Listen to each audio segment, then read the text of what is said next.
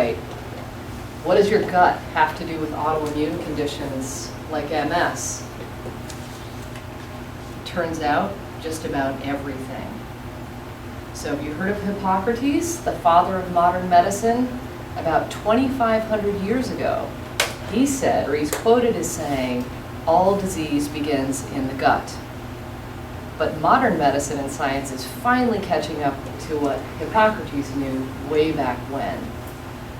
So I like to start at the beginning, and that is with some important facts about your gut. Because you hear the term gut, I didn't even know what it meant, really. So let's look at that. Your gut is actually your large and your small intestine combined. And when you put them together end to end, it's about 25 feet long. And it's actually an inner tube. Imagine it starts with your mouth and ends at the other end. But if you stretch it all out, it's about 25 feet long. This is a fact that blew me away. The inner lining of your gut that protects your insides from the outside world is only 1 cell thick. 1 cell thick. And if you were to spread out that 25-foot inner tube, it would cover a doubles tennis court, or about 3,000 square feet. Imagine that.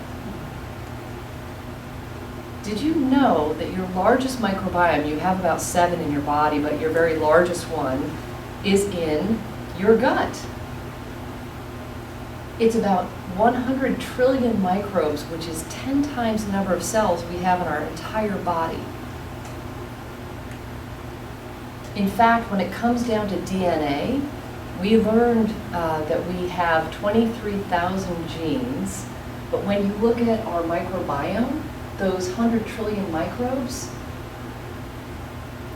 they have, let's see, how much more DNA? 10 times the amount of cells, and 99% of our DNA is actually microbial, whereas, it's 8 million genes compared to 23,000 genes that are human. So weighing the difference between human cells and bacterial cells, it turns out we're way more bacterial, microbial, than we are human, which just absolutely blows me away. So what does your microbiome do? Well, it fights pathogens and it keeps your immune system in balance. Did you know that most of your immune system, it resides in your gut? In fact, 75% of your immune system is housed in the lining of your gut. So think about the importance of that. It is the interface between the inside world, the outside world. So maintaining the integrity of your gut helps to maintain the integrity of your immune system. When it comes to autoimmune conditions, we know these are immune system disorders. So we need to really be focused on the gut. Well, what does the microbiome do besides all of these other important functions with your immune system? Its main function is to digest your dietary fiber. So the fiber that you eat doesn't get digested in your stomach. It actually feeds the microbes that are living inside your gut. And guess what, if you don't eat enough fiber? Those gut bugs start eating the lining of your gut. No kidding. So really important to make sure you're getting adequate dietary fiber. Just a fast fact about fiber. Turns out that the average American is eating about 5 grams of fiber per day.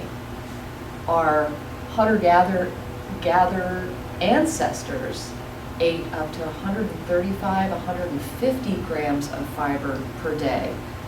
Now, we can't quite equate ourselves with our hunter-gatherer ancestors. Our lives are different, but they didn't suffer from these autoimmune conditions. So there's something that we can learn from our ancestors. And when it comes to the difference between our microbiomes and their microbiomes, imagine that a healthy microbiome looks like a lush rainforest. It's teeming with diversity. It's got all different types of bacteria, viruses, parasites, yeast. They're all living in a harmonious balance. You got a lot of diversity and a lot of them. When it comes to the Western or modern microbiome, it looks more like a parched desert. It's just not teeming with life. It looks really, really depleted and sad. And when it comes to our health, we know that autoimmune conditions are way on the rise. And scientists are now investigating that is it that we're missing all these microbes? Is it that our microbiomes have become so imbalanced that we're not able to fend off these invaders or have built tolerance with the things in our lives so that we can be in harmony, and instead we end up fighting ourselves? So that's an open question, but there's much evidence that we could learn much from our ancestors. Remember the total body burden that we talked about? We know our genetics play about a 10% or up to a 10% role in our health outcomes. So when it comes to MS, and you think about your inheritance from your mother, your grandfather, whomever it is, we can only blame about 10% of the reasons why we develop an autoimmune condition on our ancestors. It turns out that these lifestyle factors like food, infections, gut health is the missing one, hormone imbalance, toxins, and stress account for up to 90% of our health outcomes. So those environmental factors or fights is really the name of the game when it comes to recovering from autoimmune conditions. So once our buckets get filled with these other factors like the sad foods, like infections or Lyme disease, and our hormones become imbalanced, maybe we've got heavy metals and mercury in our mouth and so forth, maybe we have a life of chronic stress, the last element in the equation is this leaky and imbalanced gut. So the imbalanced gut means your microbiome is not balanced and harmonious. For some reason, it's missing key microbes. And then what happens? Things spill. And that is the autoimmune cascade. So today we're going to be talking about the leaky and imbalanced gut. And I want to start out with some great news. In 2011, Alessio Fasano, a researcher from Harvard University, found the third leg of the three-legged stool when it comes to the autoimmune equation. This is huge news, and it should be front-page news. So we know genetics make up some of the responsibility for why people develop autoimmune conditions. We now understand that environmental factors like medications, pesticides, sugar, wheat, etc., represent the lion's share of the autoimmune risk. But there's another factor in the equation that ends up making it a three-legged stool, and that is the development of a leaky gut. What do I mean by leaky gut? So the scientific term for leaky gut is hyperintestinal permeability. Remember when I told you that the lining of our gut is only one cell thick? That is a really, really vulnerable, very small barrier between us and the outside world. And any number of things can cause our guts to become inflamed and then leaky. And you can envision, I love this metaphor, that our gut is like a cheesecloth, right? You spread that whole thing out, it's 3,000 square feet. It's all tucked up inside us. When we eat things that inflame that lining, we start to get tears in the cheesecloth. Now normally our intestines are where we absorb our nutrients. So we want to be able to absorb vitamins and minerals and things from our foods and the supplements we take.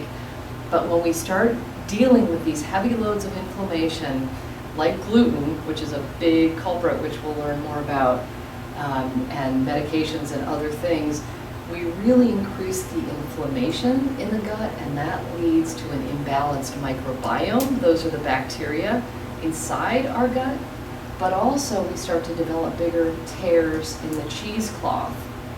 And that's when, and this is important that you understand what happens in the autoimmune cascade. So let's say we've been eating cereal for breakfast, a sandwich for lunch, and maybe pizza for dinner with a beer, all gluten containing, right?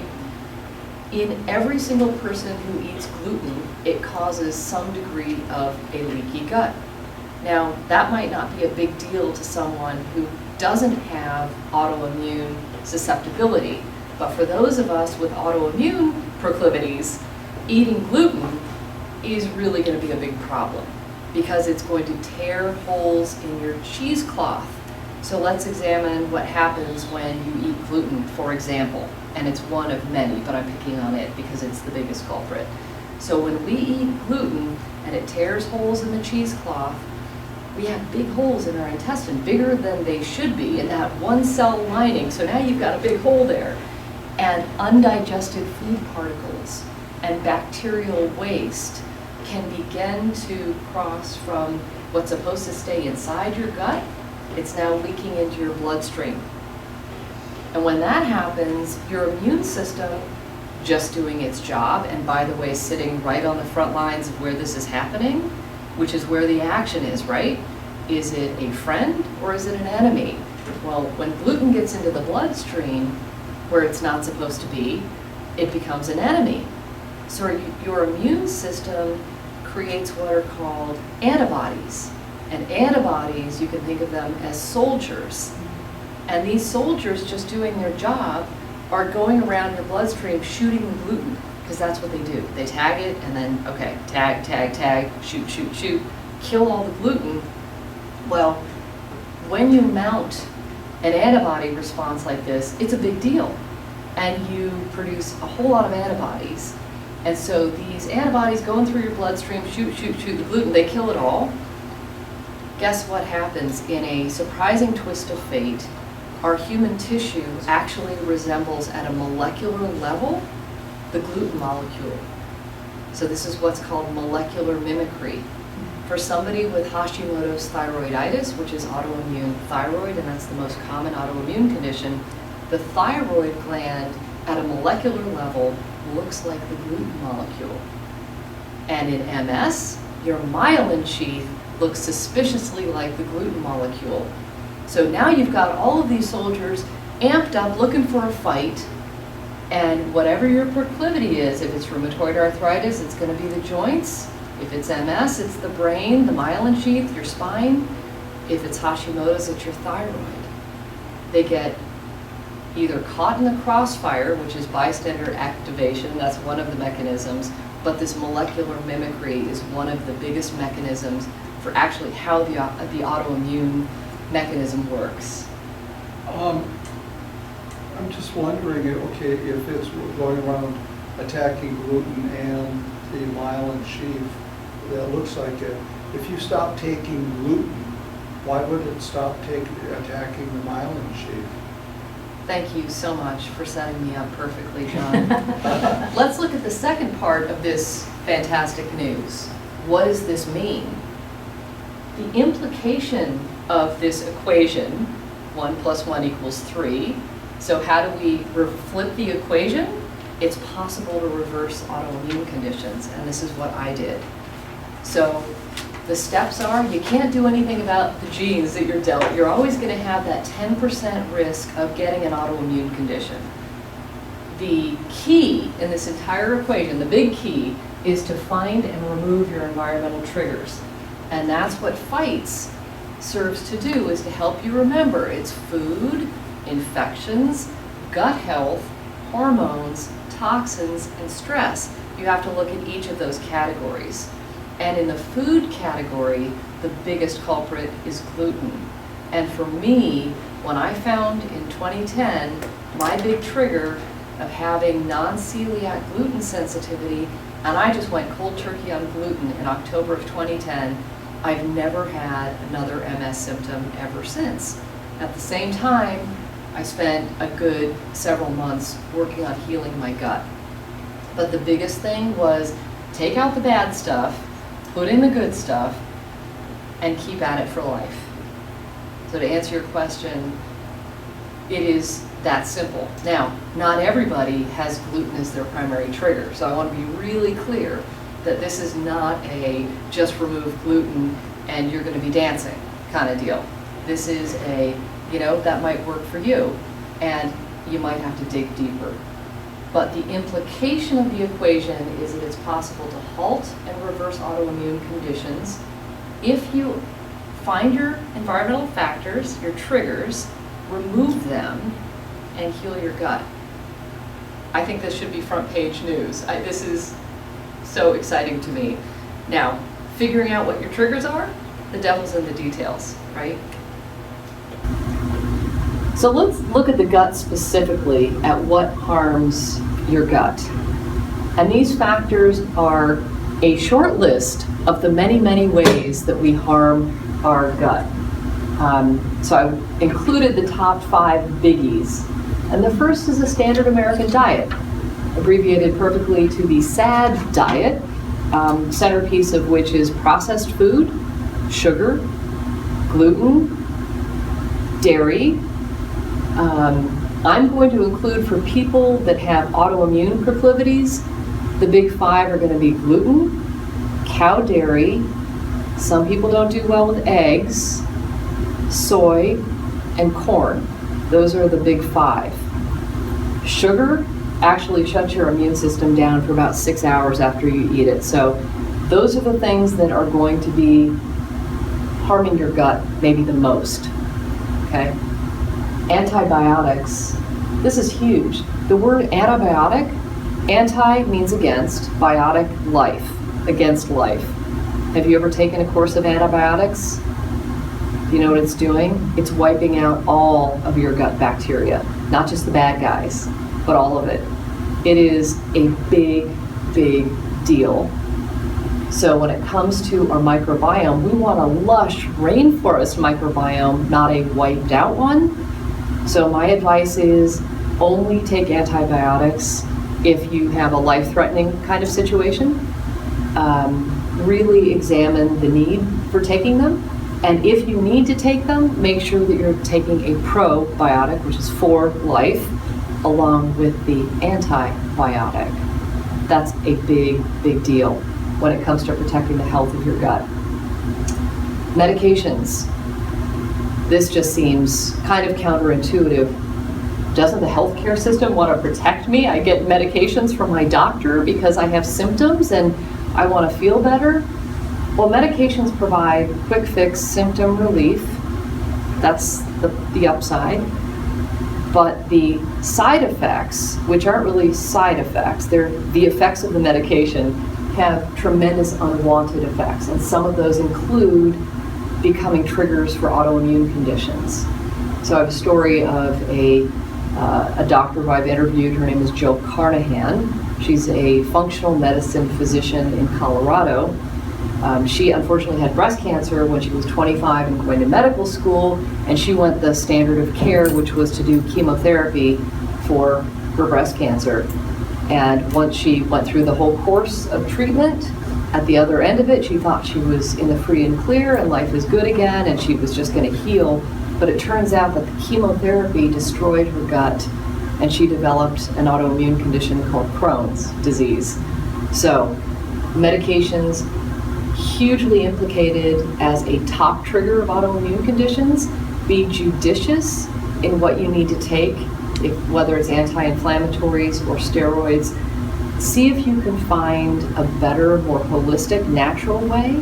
There's lots coming out about CBD, cannabidiol, as the anti-inflammatory, non-hallucinogenic part of the marijuana plant in terms of helping with inflammation. It's safe for children. So things to investigate. So CBD is good? Yes, as an anti-inflammatory. And what does that stand for? Cannabidiol. Cannabidol, abbreviated as CBD. So organic, you can of get course. it at a marijuana store. But you want to make sure you get organic and that you're working with a doctor that knows how to use it and what dosage and so forth and so on. So really important. Can CBD be it can be good or bad depending on what it is or what? I've never heard of anything bad about it, but I'm no expert in the subject, so I don't, can't offer more information except look into it. What I am suggesting is consider alternatives to just reaching for a medication. I'll give an example of something that we probably all for ibuprofen when you get a headache, causes a leaky gut almost immediately. So the benefit is you might, have a better head. Long-term use, not a good idea.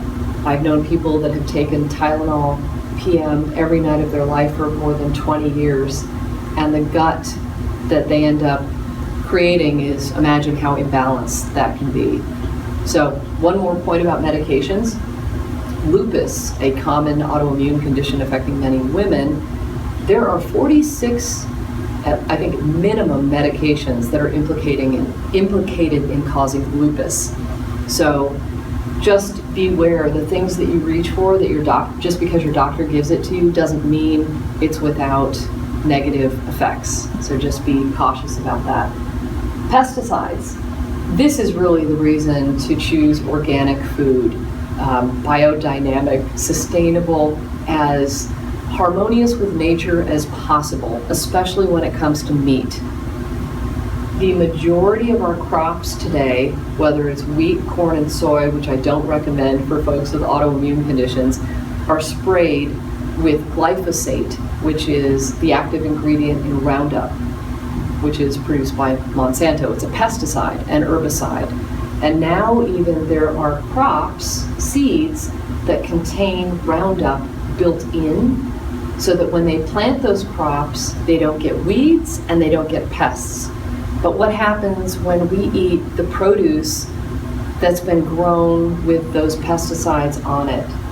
It gets in our stomach and completely harms the lining of our gut. So glyphosate, the active ingredient in this pesticide, is known to create a leaky gut.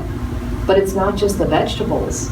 The animals are fed these crops, right? The wheat, the corn, the soy, they're given to the animals. In addition, the animals that are not grass-fed, not wild, are raised with growth hormones and antibiotics to fatten them up. In fact, I think I may have this fact correct.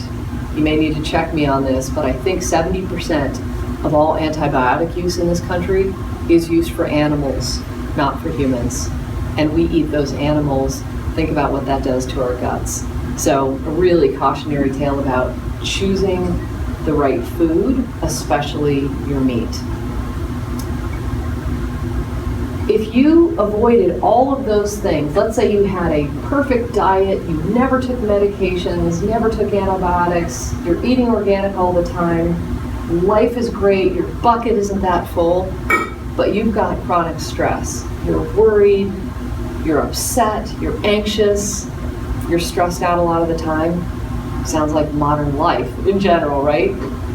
Chronic stress by itself can create a leaky gut and an imbalanced microbiome. But who among us just has stress? We probably have some lethal combination of all of the above, like D, all of the above, right? So I want you to be mindful about the things that you're putting into your body and mind that are going to be harming your gut. Let's talk about the flip side of this, because you can heal your gut, and this is super exciting. So even though we may have decades or a lifetime of living this way, we can turn the ship around. You just need to know what to do. And the first thing is, which is not on this list, but I really want to be clear about it, it's stop doing the things that are harming your gut. So when people talk about putting out a fire, the first thing they're going to do is stop putting gasoline on the fire. And it sounds like common sense, but it's really important. Before you put out the fire, stop pouring gasoline on it.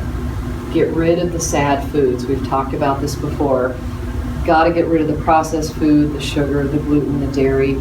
Give that 30-day food vacation a try, where you're going to give up those foods that are the usual culprits for at least 30 days, add them back in. You may be okay with eggs. Maybe you can do goat dairy instead of cow, but you need to figure it out for yourself. Everybody's different. So that's step one, stop doing the bad stuff.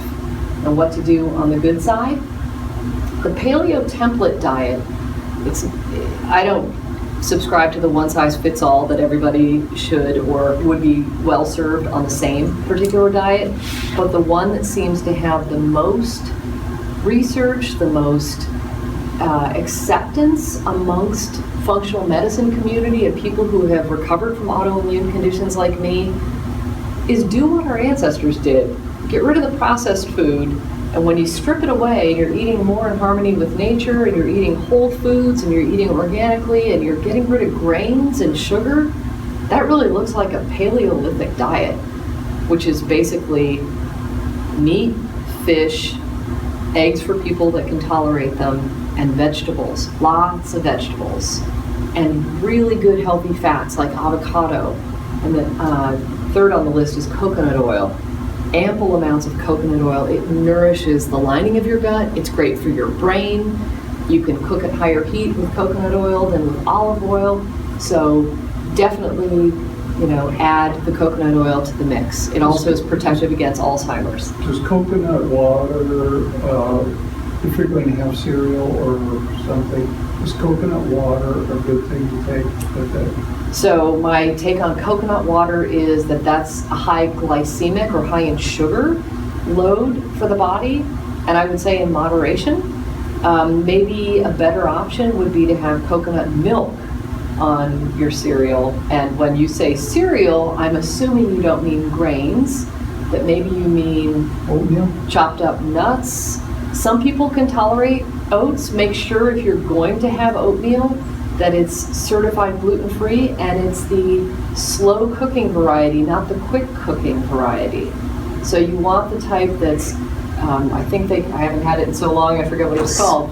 Old-fashioned. Old-fashioned steel or cut. steel cut. That is the term I'm looking for, is steel cut. So just make sure that anything that you're eating is going to digest very slowly, and when you add healthy fats to it, you're actually going to slow down the digestion. That's actually better for you. So, second one, add more fiber. More fiber. We all could benefit from eating more fiber. And when it comes to autoimmune, I'm not talking about beans, because often the lectins inside beans, which are natural to the plants, are actually not so great for the lining of our guts for those of us with autoimmune proclivities. So I'm talking about plants, green, leafy green vegetables. There's also fiber that you can buy in powdered form, whether it's acacia fiber, there's psyllium seed husk, there's chia seeds, there's flax seeds. Make sure you grind them up. You buy them organic, grind them up. I add them to smoothies and other things like that so that I'm increasing my fiber load, but also just steaming up, great amounts of vegetables. Broccoli, really great for increasing your fiber load. For fiber load, taking things like Metamucil and that, would you recommend that? Is that okay? I don't know enough about Metamucil to comment on it. I would say that seems to me suspect in the sense that it might be processed. I don't know what type of fiber is in there. I don't know how much sugar they add. Make sure whatever you're using is sugar-free, unprocessed, and as natural as possible. So Metamucil gets my radar up. I'm not sure if that's a good one, but your grocery stores here in Santa Cruz, lots of really good options. So check it out. And by the way, the people that work in the supplement department at places like Whole Foods are fantastic resources. You want to talk with them. You want to get to know them. You want to rely on them for information. Ask them, hey, I heard I'm supposed to be eating more fiber. What do you recommend? And I want it organic. They'll take you to the sources, and there's more stuff that you can ask them about here. But just get your fiber up. Yes? So when you say get your fiber up, how many grams of fiber is recommended at the minimum? At the minimum. Okay.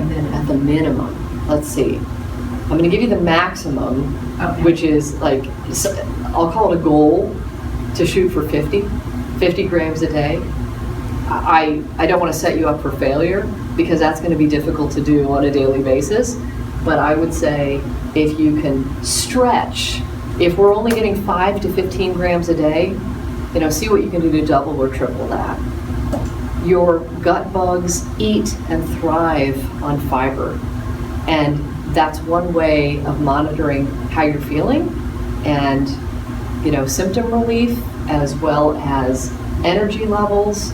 You don't want your microbiome, your gut bugs eating you. You want them doing what they're supposed to do, which is eating dietary fiber. So more vegetables, and keep doing that. In addition, fermented foods, there are more probiotics in fermented foods like sauerkraut. For example, a forkful of sauerkraut has more beneficial gut bugs, or bugs that are supposed to be thriving and living in our gut, than an entire bottle of probiotics.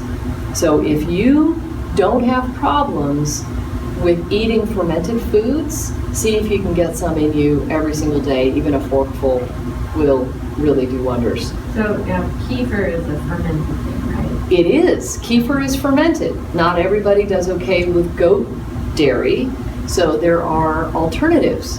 One is I know Staff of Life has this because I was just there, is a fermented raw goat kefir. So if you're okay with goat, that is one option. Another option is coconut yogurt and coconut kefir. So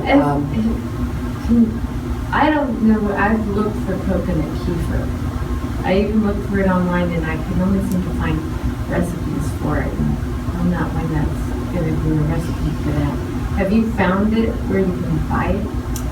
I have only found coconut kefir at one store in my lifetime. And that store is in Fairfax, California, called Good Earth.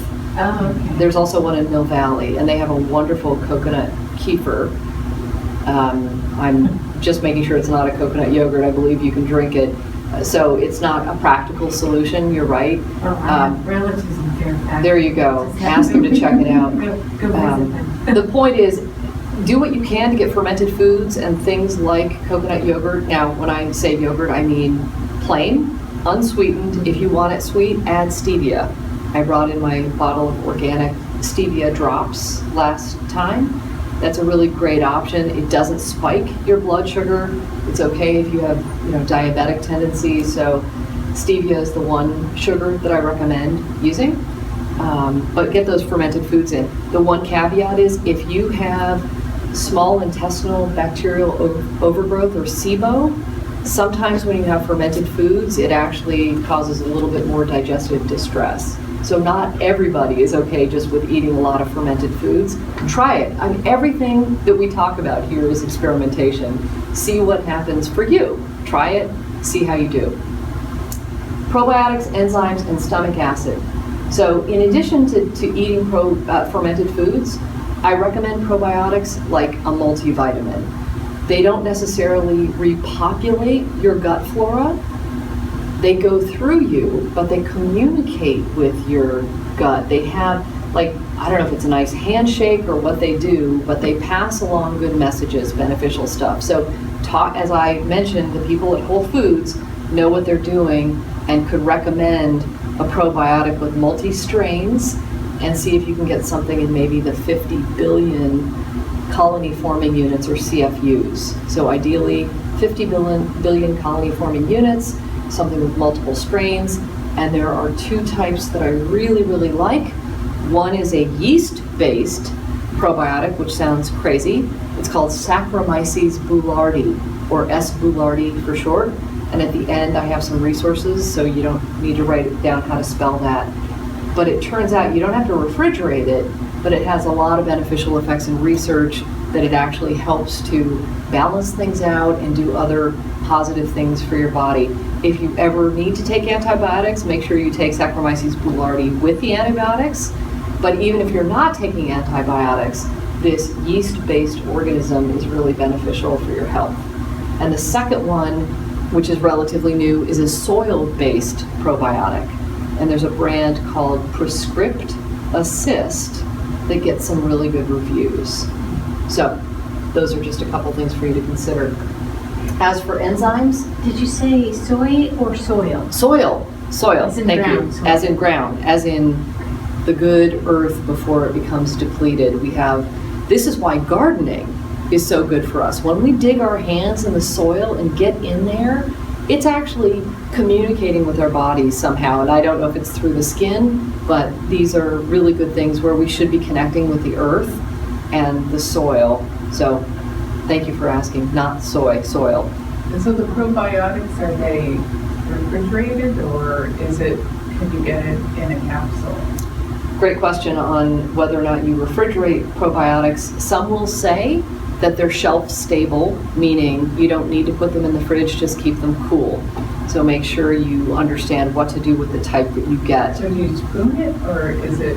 Capsules. Are there capsules? Capsules. Okay. The person I talked to at New Leaf, where I bought them from, said that they had a whole lot of different probiotics, some refrigerated, some not. And what she said is, if you buy one that we have refrigerated, then refrigerate it. If you buy one that we do not have refrigerated, it's probably Perfect. You probably don't need to be. That's right. And more consumers are demanding shelf stable because we travel and it's sometimes not so convenient to keep things cold all the time. So you're going to find more and more just on the shelf. Yeast-based probiotics like S. boulardii do not need to be refrigerated in any event, so you won't find them in the refrigerated section. But again, Staff of Life, New Leaf, Whole Foods, these people can really help you find the best ones for you. So I encourage everybody to have those conversations. So, would you want to take a yeast one and a soil one, or one or the other? That's a great question, and that's, again, a very individual thing. And some people fare better taking, I'll just use the S. boulardii every other day as opposed to every day.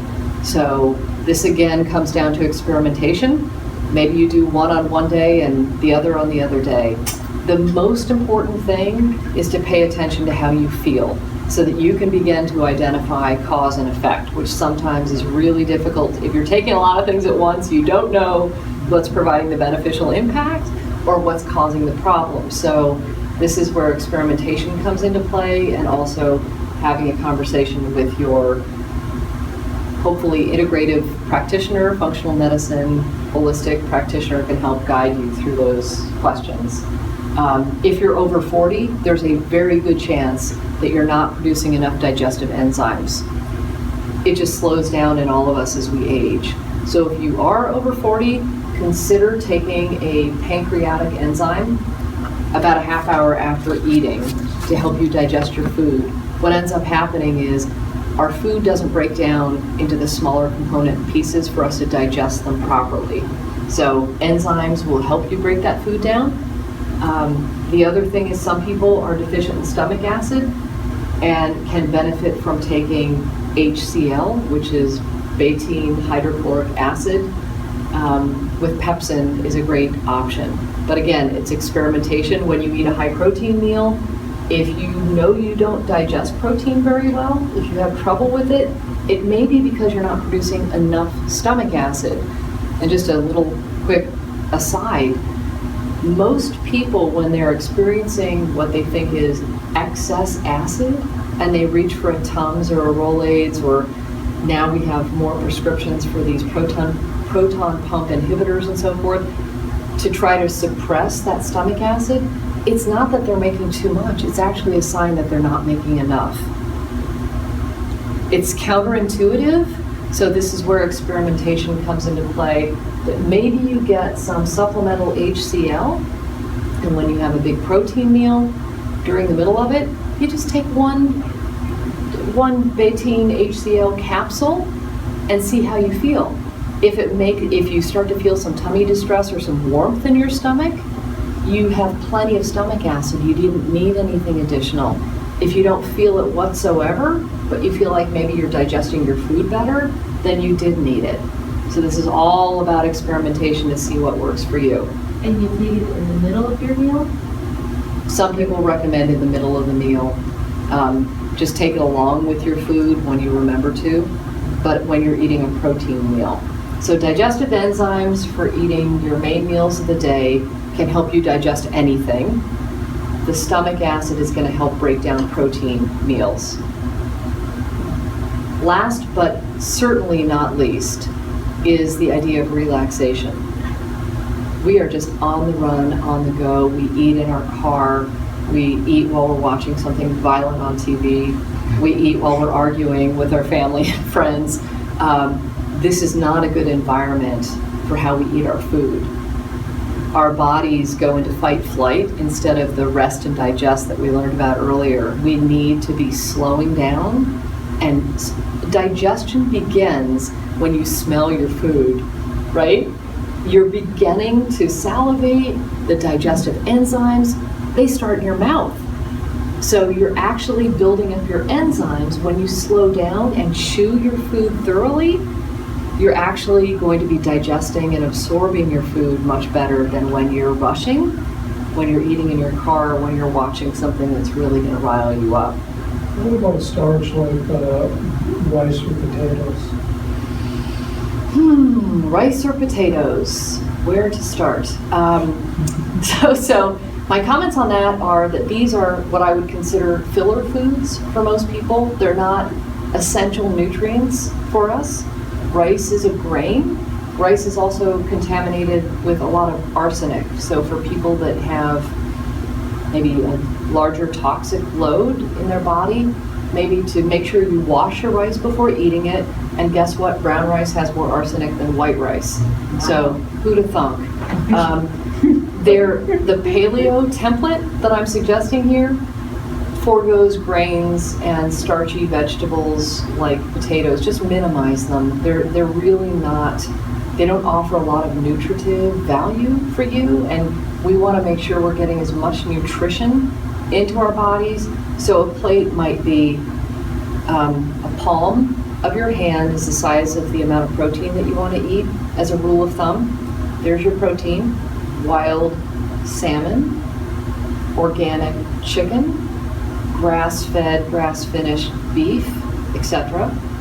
Right? And then the rest of it, if you want 3 things on your plate, because we like to have enough on our plate, instead of doing meat, potatoes, and a vegetable, do meat, vegetable, vegetable, or meat, salad, vegetable, so that it's 2 vegetables and the protein dish. And that's going to be aligned with this paleo template diet, and then the rest of it might be, I'll add olive oil on top to give my food that really wonderful mouthfeel, and it tastes so great and it's so good for you, and it's a healthy fat. So add more fat to your meal that way. Add avocado on top. That's how you balance your plate out. So back to the potatoes and rice, not essential for our nutrition. And if you're going to do it, just really consider moderation. Palmer and sweet potatoes? Moderation too. So some people on sweet potatoes, they are wonderful. And other people who have metabolic syndrome or diabetes, or who are watching their blood sugar, you just need to be watching your starch and your carbohydrate loads. So it's an individual thing, and some people do really well with it. Just make sure you're adding your pasture butter, your ghee, which is what I eat. So this is another aside. I don't do well with cow dairy, but I do eat organic ghee, which is clarified butter, and it tastes fantastic. And when you cook eggs in ghee, it's a wonderful thing. So we just learned about what are the substitutes. And if you're going to have some sweet potato, instead of sitting down and having a whole large one, maybe you have a third of one, or maybe just a half, and balance it out with a lot of leafy green vegetables. Does that make sense? Are beets kind of the same way? Are they high in glycemic index because they're kind of sweet also? Yeah. So root vegetables like carrots and beets and potatoes, they're all in the root vegetable family. They're grown underground. So when you think about vegetables and which ones to have more of and which ones to minimize, think about what grows above ground versus what grows underground. The ones that grow underground have more sugar in them, so just minimize it. I'm not saying don't eat beets. I'm just saying if you're going to have a salad, have a lot of different types of lettuces, maybe some arugula, and maybe some spinach, and maybe you're going to mix in some butter lettuce, and have fun with it. You've got wonderful farmers markets. Find the leafy green things, experiment with them. That's how you're going to increase your fiber. That's how you're going to make your gut bugs really, really happy. And then sprinkle in the color. because this is what, it's more important to count the rainbow, the colors in the rainbow, than it is to count calories. So think about how much color you're getting in a salad, for example. Do you have any orange in there? Maybe some orange peppers, or yellow peppers, they're wonderful, or yellow squashes, a few of those. Just mix it up so that you're really getting a representation. Purple cabbage, fantastic. Slice it up really thin, add that to a salad. It's a great way to get more color